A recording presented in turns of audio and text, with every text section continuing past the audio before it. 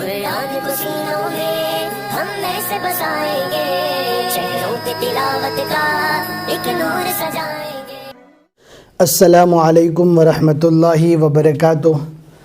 آپ کا استقبال ہے ہمارے چینل 5 to 10 منٹس درس قرآن میں۔ ہمیں امید ہے کہ آپ حضرات بخیر و عافیت ہوں گے اور قرآن پاک پڑھنے کی مشق اور کوشش کر رہے ہوں گے۔ اللہ پاک آپ کی کوششوں کو قبول فرماوے اور مزید ترقی عطا فرماوے۔ آج ہمیں 24ویں پارے کا 14واں رکوع پڑھنا ہے اور سورہ مؤمن کا یہ 9واں رکوع ہے، اور یہ رکوع سورہ مؤمن کا آخری رکوع ہے۔ اس کے بعد نیو سورہ اسٹارٹ ہونے والی ہے۔ ویڈیو کو اینڈ تک دیکھیں، ذرا بھی اسکپ نہ کریں، انشاءاللہ ساری چیزیں آپ کو اچھے سے سمجھ میں آ جائے گی۔ اعوذ باللہ من الشیطان الرجیم، بسم اللہ الرحمن الرحیم۔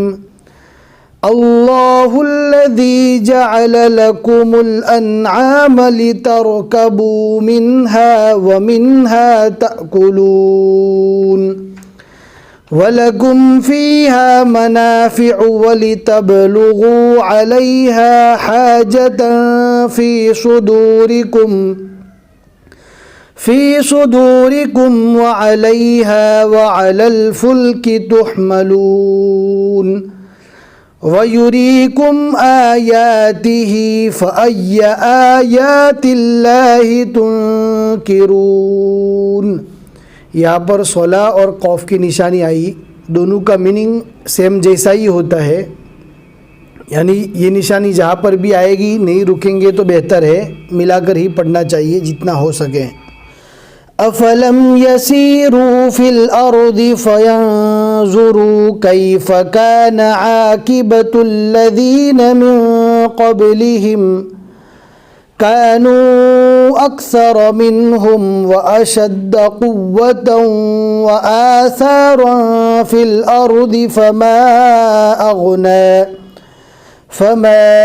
أغنى عنهم ما كانوا يكسبون فلما جاءتهم رسلهم بالبينات فرحوا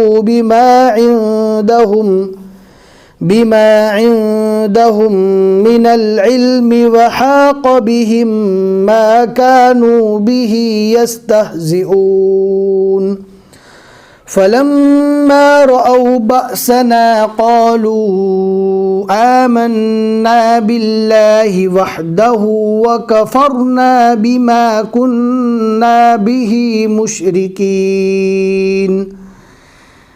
جہاں پر نون اور میم پر تشدید آوے وہاں پر گنہ کر کے پڑھنا ہے۔ گنہ یعنی آواز کو تھوڑی دیر منہ میں دبا کر رکھنا، جیسے آپ دیکھ سکتے ہیں یہاں پر فلما آمنا اور یہاں پر کننا، بہت دھیان رکھ کے پڑھنا ہے۔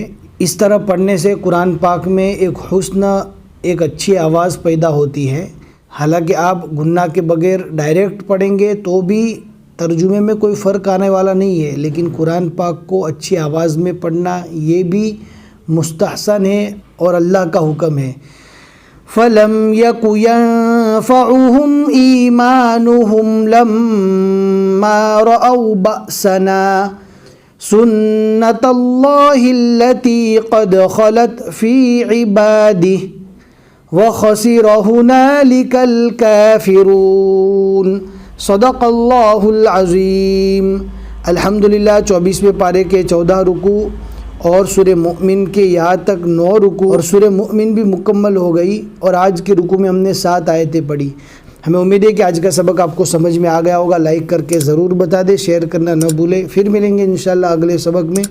السلام علیکم ورحمۃ اللہ وبرکاتہ۔